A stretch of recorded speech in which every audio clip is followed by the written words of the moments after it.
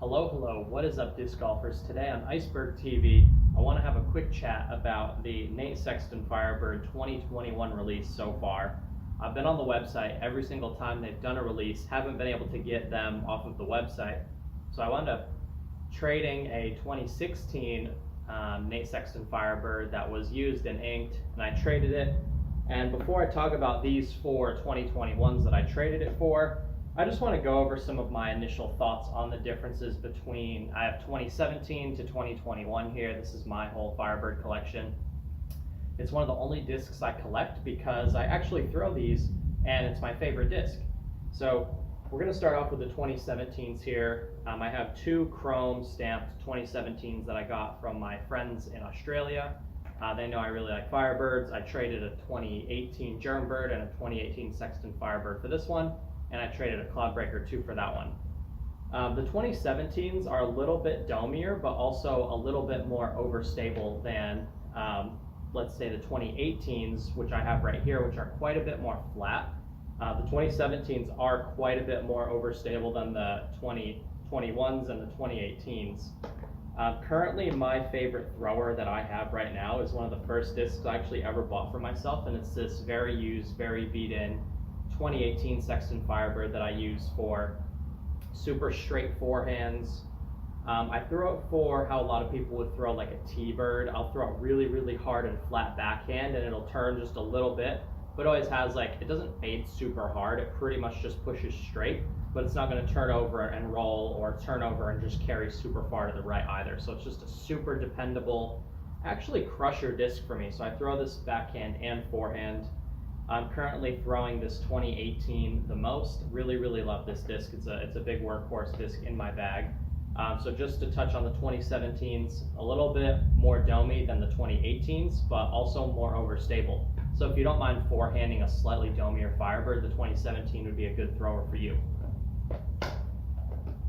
Now my favorite run currently is going to be the 2018s. I got this, I have a brand new, pretty swirly, really nice 2018 with a red stamp that I got off my friend Justin Crow. Really, really love this disc, and it helps me feel confident that I have backups, knowing that I have, three from the same year, and this is my favorite year, so these will probably be the ones that I continue to throw.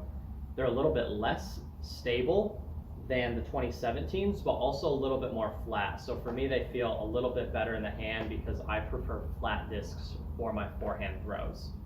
So I have really nice backup, super beat-in one, and then I have the twin of the one that I throw. So just a freshie, already inked it. I'll never trade any of these 2018s because I need these backups. Moving on to probably my least two favorite runs, the 2019s are also really overstable like the 2017s, but again, a little bit domier and doesn't have that super flat feel that I've come to love in the 2018s.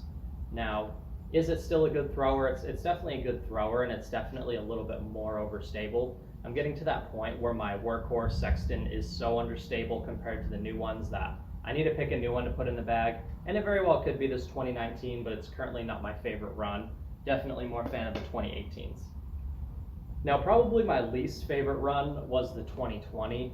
The 2020 Sexton Firebirds was not the disc for me. They're, I wouldn't say understable, but it's more understable than you would expect a Firebird to be, even brand new out of the box. I wasn't a huge fan of this straight away because, again, they're not super flat. They're fairly flat, but like they're domier than the 18 and they're less stable than the 18. So it's like, for me, the two things I don't like is domy and understable when it comes to a Firebird, because you want your Firebird to be reliable and you want it to feel good in the hand.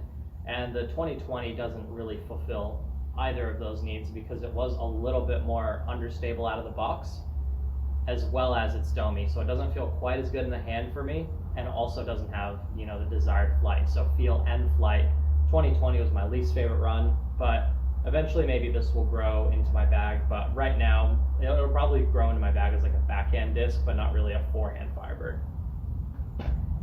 Now, I was lucky enough to get a whole set here. I have a black stamp, a silver stamp. This one's a little bit swirly, really nice.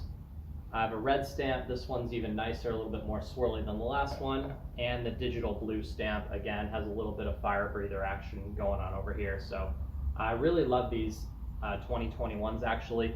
Again, just they're a little more domey than the 2018, which is consistently the flattest run for me.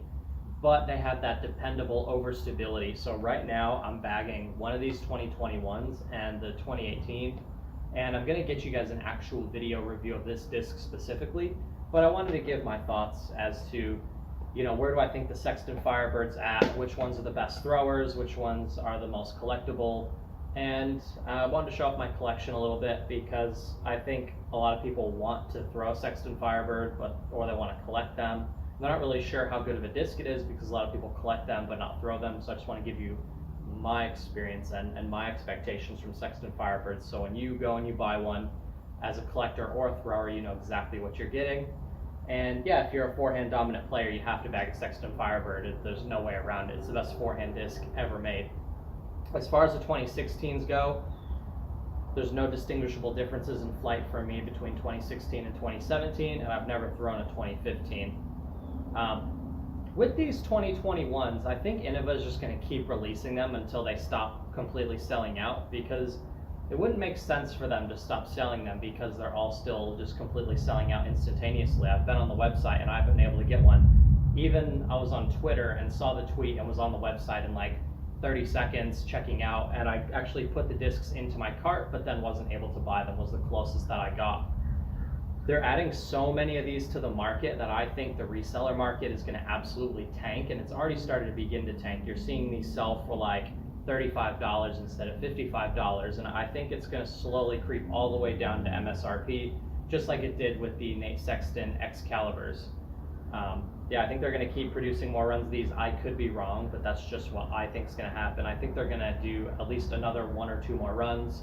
There's going to be like over 100,000 of these things in circulation, and that's going to decrease the price of the reseller market. So if you haven't been able to get one, I think eventually you will be able to get one for close to retail if you just wait it out a little bit longer. But me, being a disc golf YouTuber, I wanted to get these out to you guys and give you my initial thoughts. I think the 2021 is probably going to be my second favorite run behind the 2018. I've been really loving the flight of this backhand and forehand, and I'll give you guys a more in-depth review on the 2021 specifically very soon.